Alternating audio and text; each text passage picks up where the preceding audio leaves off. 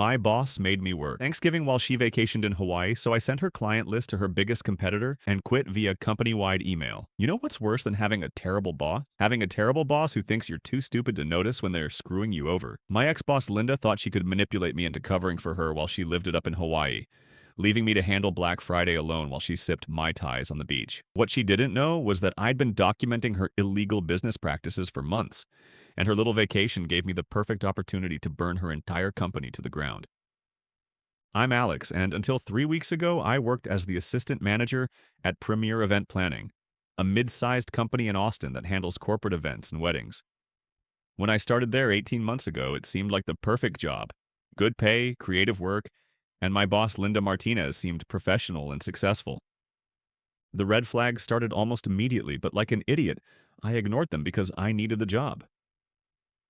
Linda had this habit of promising clients things we couldn't deliver, then making me figure out how to make it work.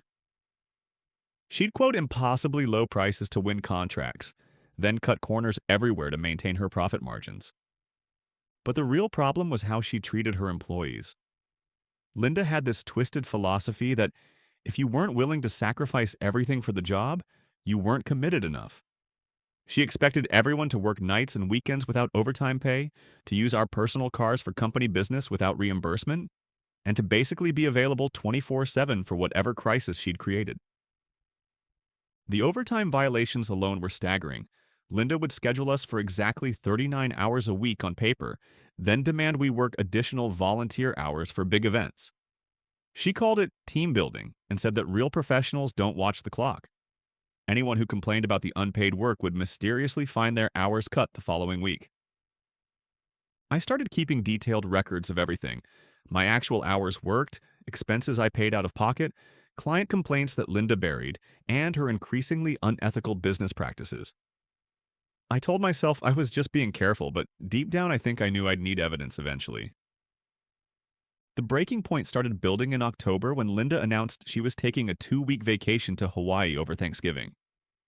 Not just any vacation, she was flying first class to Maui with her new boyfriend, staying at a 5-star resort, and planning to be completely unreachable from November 22nd through December 5th.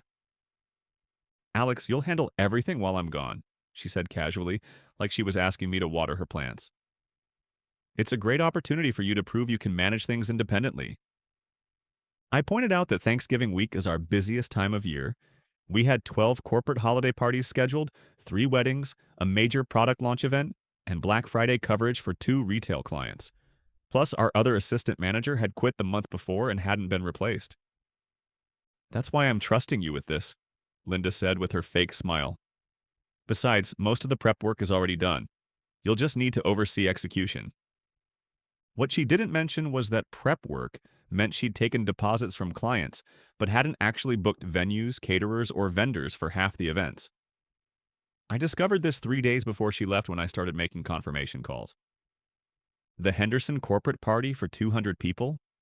The venue had no record of our booking. The Williams wedding reception? The caterer said Linda had called to discuss options, but never signed a contract or put down a deposit. The Morrison product launch? Linda had promised a live band, but there was no band booked anywhere in our files. When I brought these issues to Linda, she brushed them off. "You're being paranoid," she said. "I've been doing this for 15 years. Everything is handled. Just trust the process." "But Linda, I called the venues myself. They have no record." "Alex, are you questioning my professional competence? Because if you don't think you can handle things while I'm gone, maybe you're not ready for management responsibilities." It was classic Linda. Turn any legitimate concern into a personal attack on my abilities. I'd seen her do it to other employees dozens of times. Question her decisions and suddenly you're not a team player. Point out problems and you're being negative. But this time was different because I knew she was lying. I had called every vendor myself and taken detailed notes of what they told me. Linda hadn't booked anything. She'd taken clients' money, promised them perfect events, and left me to either make miracles happen or take the blame when everything fell apart. That's when I realized she'd done this intentionally. Linda knew the week would be a disaster. She'd planned to be unreachable in Hawaii while I scrambled to fix her mess. If the events went well despite her failures, she'd take credit when she returned. If they were disasters, she'd blame me for poor execution and probably fire me to cover her own tracks.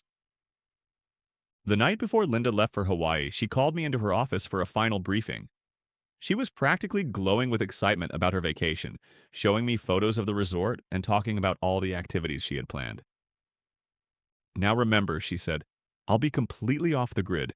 No phone calls, no emails, no contact unless someone literally dies. This is my first real vacation in years, and I'm not letting work drama ruin it." "What if there are emergencies with the events?" "There won't be any emergencies if you do your job properly. Everything is organized perfectly. Just follow the plans I've laid out." The plans she'd laid out were a joke. Half-completed vendor lists, missing contact information, and timeline schedules that didn't account for setup time or transportation between venues. It was like she'd handed me a recipe for disaster and expected me to somehow create a gourmet meal. That's when Linda made the mistake that sealed her fate. "Oh, and Alex?" she said as I was leaving her office. "If any clients complain about anything while I'm gone, just tell them it was your responsibility and you'll fix it personally. I don't want my reputation damaged by execution problems." She wanted me to take personal blame for her failures. Not only was she leaving me with an impossible situation, but she expected me to destroy my own professional reputation to protect hers. I went home that night and made a decision. I wasn't going to be Linda's scapegoat anymore. I wasn't going to work myself to death trying to fix her deliberate negligence. And I definitely wasn't going to let her throw me under the bus when everything went wrong. I was going to burn her business down instead. The first step was documenting everything. I stayed late at the office that Friday night and made copies of every file, contract, email, and financial record I could access. Linda's computer was password protected, but she'd written her password on a sticky note inside her desk drawer. Maui 2023. Subtle. Her email inbox was a gold mine of evidence. Messages to vendors where she'd promised payment next week for months. Conversations with clients where she'd agreed to services we couldn't provide. Emails to our insurance company where she'd lied about our staffing levels to get lower premiums. But the real treasure was her client contact list and detailed files on every account. Names, budgets, preferences, upcoming events, contract details, everything a competitor would need to steal our entire client base. I spent the weekend preparing for war. I researched Premier Event Planning's biggest competitor, a company called Elite Occasions that had been trying to break into our market for years. I found the name of their business development director and crafted a carefully worded email. Monday morning, Linda left for Hawaii. She was posting pictures on Instagram by Tuesday. Poolside selfies, expensive dinner photos, and videos of her swimming with dolphins. Meanwhile, I was dealing with the chaos she'd left behind. The Henderson corporate party was first. When I called the venue they recommended on Monday morning, they were already booked for that Saturday. I spent 6 hours calling every event space in Austin before finding a place that could accommodate 200 people on 4 days' notice. It cost twice what Linda had budgeted, and I had to pay the difference out of my own pocket to secure the booking. The caterer for the Williams wedding had never heard of us. The florist Linda supposedly hired didn't exist. The number in our files was disconnected. I was scrambling to find replacements while Mrs. Williams called every 2 hours asking about final details. By Wednesday, I was working 18-hour days and had spent over $3,000 of my own money covering Linda's lies. I hadn't slept more than 4 hours a night since she left, and I was surviving on energy drinks and pure spite.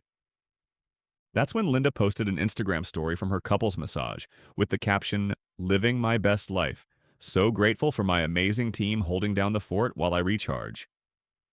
Blessed das work hard play, hard bus Maui vibes."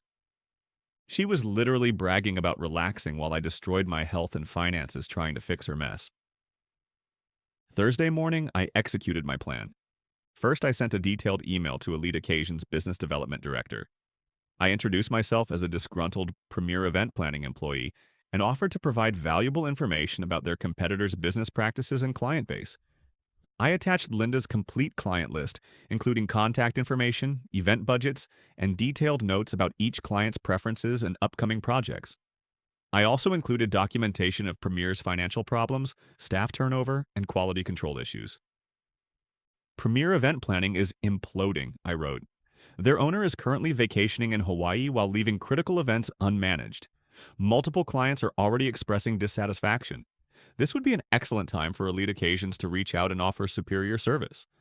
Within 2 hours, I got a response from Elite's director, thanking me for the information and offering me a position as their new senior event coordinator, with a 40% salary increase and full benefits. But I wasn't done with Linda yet. Friday morning, Black Friday, our busiest day of the year, I sent a company-wide email to every employee, vendor, and client contact in our system. The subject line was the truth about Premier Event Planning and Linda Martinez. I laid out everything: the unpaid overtime, the financial mismanagement, the lies to clients, and the current situation where Linda was partying in Hawaii while her employees struggled to save events she'd sabotaged. I included screenshots of her Instagram posts from Hawaii alongside photos of the chaotic office, overworked staff, and angry client emails. I detailed every labor law violation, every instance of unpaid expenses, and every lie she'd told to cover up her incompetence. Linda Martinez has built premier event planning on the backs of exploited employees and defrauded clients, I wrote. She takes credit for successes while blaming employees for failures. She promises clients services she can't deliver, then abandons the company during critical periods to vacation in luxury resorts. I attached documentation of everything: timesheets showing unpaid hours, receipts for unreimbursed expenses, client contracts she'd violated, and financial records showing how she'd been skimming money from employee paychecks. The email concluded with my resignation. Effective immediately, I resigned from Premier Event Planning. I will not be a scapegoat for Linda Martinez's failures any longer. To our clients, you deserve better service than Linda is capable of providing. To our vendors, Linda owes you money she doesn't intend to pay. To my fellow employees, know your worth and demand better treatment. I hit send at 9:47 a.m. on Black Friday, then walked out of the office forever. The response was immediate and devastating. Within an hour, my phone was ringing constantly with calls from clients, vendors, and employees. By noon, 3 major clients had canceled their contracts and demanded refunds. By evening, 6 employees had quit, leaving Premier Event Planning with no staff to handle weekend events. But the real chaos started when Linda's clients began receiving calls from Elite Occasions. Elite had moved fast with the information I'd provided. They'd spent Friday morning calling every client on Linda's list, offering to take over their events at reduced rates and guaranteeing better service than Premier could provide. They'd done their homework too, offering specific solutions to problems they knew Premier was having. Mrs. Williams, whose wedding catering had fallen through, got a call from Elite offering a complete wedding package at 20% less than what she'd paid Linda. The Henderson Corporation, whose venue had never been booked, was offered a superior location and full event management services. Linda's Instagram posts from Saturday were pure comedy. She'd gone from posting sunset dinner photos to angry rants about ungrateful employees and corporate espionage. She was trying to manage the crisis from her beach resort, posting increasingly desperate messages about how everything was under control. The clients weren't buying it. When the woman paying $15,000 for her daughter's wedding can't reach her event planner because she's unreachable in Hawaii, that woman is going to find a new event planner. By Sunday, Linda had lost 8 major clients and 12 smaller ones. Elite Occasions had gained 6 new accounts just from Friday's phone calls. The remaining Premier employees had all quit, and several vendors were threatening legal action for unpaid invoices. Linda cut her vacation short and flew back Monday morning, posting a bitter Instagram story about how toxic employees had ruined her well-deserved break. She called me 17 times that day, leaving increasingly unhinged voicemails. "Alex, what the hell did you do?" she screamed in the first message. "You've destroyed everything I built. Call me back right now." By the 7th message, she was crying. "Please, Alex, we can work this out. I'll give you a raise, I'll promote you to partner, just help me fix this mess." The final message was pure rage. "You're dead in this industry. I'll make sure you never work in event planning again. You're a vindictive little nobody who couldn't handle real responsibility." I didn't return her calls. Tuesday morning, I started my new job at Elite Occasions. They'd not only offered me the senior coordinator position, but had also agreed to hire 2 other Premier employees who'd quit after my email. We were tasked with managing the transition of Premier's former clients to Elite's superior service. The irony was perfect. Linda had trained me well enough to steal her entire business, and now I was using that training to help her competitors provide the quality service she'd never been able to deliver. Within 2 weeks, Premier event planning was finished. Linda had to close the business permanently when she couldn't meet her financial obligations. The Labor Department investigation I'd triggered with my documentation resulted in fines for wage theft and overtime violations. Several vendors filed lawsuits for unpaid invoices. Linda tried to start a new event planning business under a different name, but word travels fast in Austin's event industry. Every vendor, venue, and potential client had heard about what happened with Premier. Her reputation was destroyed beyond repair. The last I heard, she was working as a sales associate at a department store in Dallas, trying to rebuild her life after losing everything. She still posts occasionally on social media, but gone are the luxury vacation photos and professional success stories. Now it's mostly inspirational quotes about resilience and overcoming adversity. Some people think I went too far. They say I should have just quit and found a new job instead of destroying Linda's business. But those people don't understand what it's like to be exploited and manipulated by someone who sees you as disposable. Linda didn't just steal my overtime pay or make me work unreasonable hours. She set me up to fail, planned to blame me for her negligence, and expected me to sacrifice my professional reputation to protect hers. She was willing to destroy my career to cover up her own incompetence. I just made sure she failed first. The truth is, Linda destroyed her own business. I just documented her failures and made sure the right people knew about them. Her clients deserve to know they were working with someone who would abandon them during critical periods. Her employees deserve to know they were being illegally exploited. Her competitors deserved a chance to provide better service. I didn't destroy Premier event planning, I just stopped enabling Linda's destruction of it. Elite Occasions has been amazing to work for. They pay overtime, reimburse expenses, respect work-life balance, and actually deliver the services they promise to clients. It's been eye-opening to work for a company that operates ethically and treats employees like human beings instead of disposable resources.